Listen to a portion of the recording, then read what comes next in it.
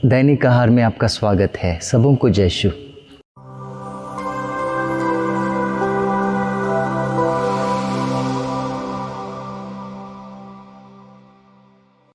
ख्रिस्त में मेरे प्यारे भाइयों और बहनों, नागपुर में लूर्द माता मंदिर के नाम का एक बेहद ही खूबसूरत और मशहूर तीर्थ स्थान है, जहां हर साल लाखों की संख्या में तीर्थयात्री आते हैं माता मरियम से प्रार्थना करने और प्रभु यीशु से आशीष पाने के लिए।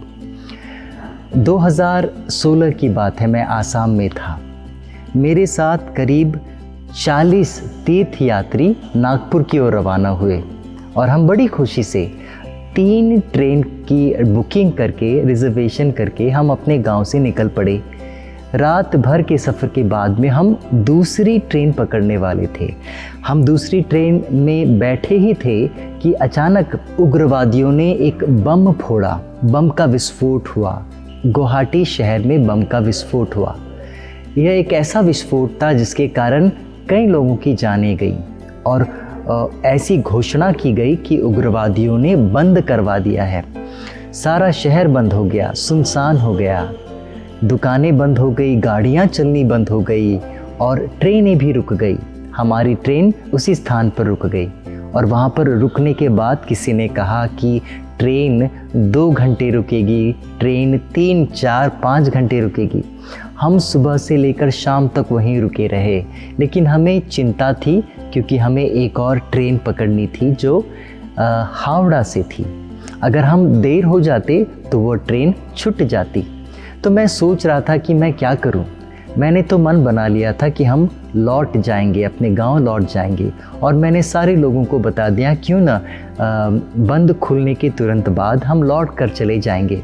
लोगों ने कहा, फादर जी, हमने प्रभु का नाम लेकर तीर्थ यात्रा शुरू की थी, हम प्रभु का नाम लेकर ही तीर्थ यात्रा बंद करेंगे, ऐसा वो कहने लगे। लेकिन मन में इतनी बेचैनी थी कि हम जाएंगे तो जाएंगे कैसे। अब हमारी तीसरी ट्रेन भी छूटने वाली है और हावड़ा से नागपुर जाना असंभव हो जाएगा। हम करंट टिकट लेकर जा ही नहीं सकते। लेकिन किसी न किसी तरह से हम हावड़ा पहुंच गए।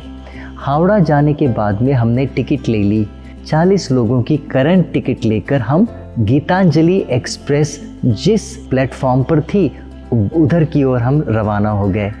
वहाँ पहुँचते ही हम दंग रह गए। इतनी भीड़ हमने कभी नहीं देखी थी। भीड़ और ट्रेन खचाखच भरी हुई थी। पहले बोगी से अंतिम बोगी तक खचाखच भरी हुई थी। हमारे लोग हताश हो गए, हम निराश हो गए। अब हमें पता था कि हम आगे भी नहीं जा पाएंगे और पीछे लौट कर भी नहीं जा पाएंगे। हमारे आंखों में आंसू थे।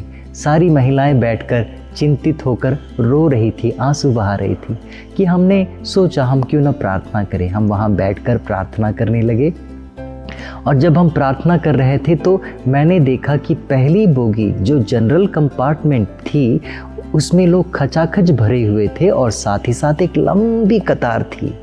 लेकिन उसके बगल में एक और जनरल कंपार्टमेंट था जिसके ऊपर लिखा था reserved for the Indian army. उस बोर्ड को देखकर किसी की हिम्मत नहीं हो रही थी कि उस बोगी के अंदर चले जाएं। लेकिन मैं हिम्मत करके वहां गया और मैंने दरवाज़ा खोला। वो बोगी पूरी तरह खाली थी। मैंने इशारा किया, अपने लोगों को इशारा किया और कहा, आप लोग सब आ जाएं, आप अपना सामान लेकर आ जाएं। और हम उस बोगी पर चले गए। किसी और की हिम्मत हो ही नहीं रही थी क्योंकि वहाँ पर लिखा था कि यह बोगी, यह डिब्बा मात्र सैनिकों के लिए है, रिजर्व है। लेकिन विश्वास कीजिए, उस रात हम पैर फैलाकर सो गए और जब हमने अपनी आंखें खोली सुबह तो हम नागपुर में थे। मेरे मित्रों, मेरे प्यारे भाइयों बहनों, प्रभु मदद करता है, प्रभु बंदोबस्त करता है। यदि आप प्रभु के कार्य में हैं, यदि आप प्रभु के लिए कार्य कर रहे हैं या प्रभु का कार्य कर रहे हैं या प्रभु के जनता की सेवा कर रहे हैं या प्रभु के नियम के अनुसार चलते हुए कार्य कर रहे हैं, तो आपका कार्य कभी नहीं रुकेगा। प्रभु ज़रूर मदद करेगा, प्रभु ज़रूर बंदोबस्त करेगा। आज का जो सुसमाचार है मित्रों, आज के सुसमाचार मत्ती अध्याय 10 पद संख्या 7 में प्रभु यही कहते हैं।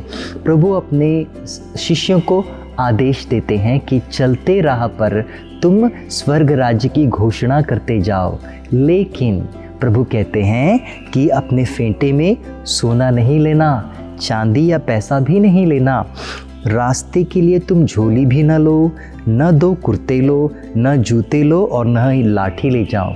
क्यों? क्योंकि मजदूर को भोजन का अधिकार है। मेरे मित्रों, मजदूर को भोजन का अधिकार है।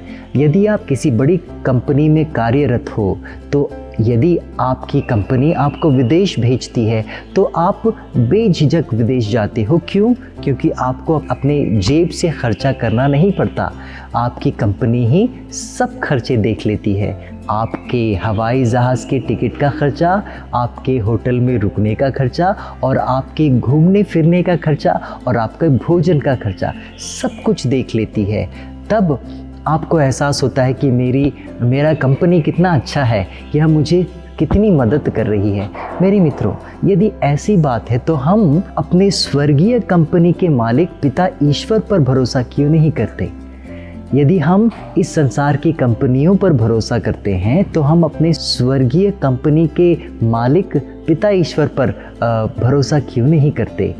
यदि हम उसका कार्य करते हैं तो वो ही संभालेगा, वही हमारी सारी जिम्मेदारियों को संभालेगा। वचन को ध्यान से सुनिए, प्रभु का वचन क्या कहता है।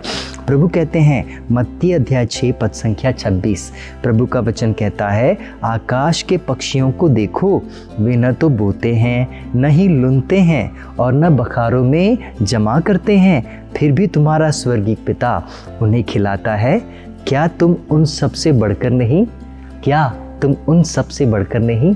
जी हाँ, हम उन सबों से बढ़कर हैं और इसीलिए तो हमारा स्वर्गिक कंपनी का पिता हमारी देखभाल भी करता है, हमारे लिए भोजन भेजता है।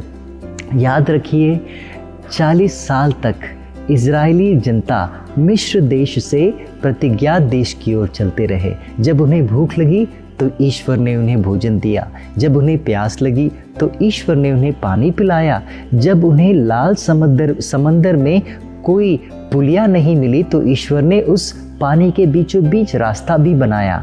प्रभु ने ये सब किया ही नहीं बल्कि वो उनके साथ भी चल रहा था।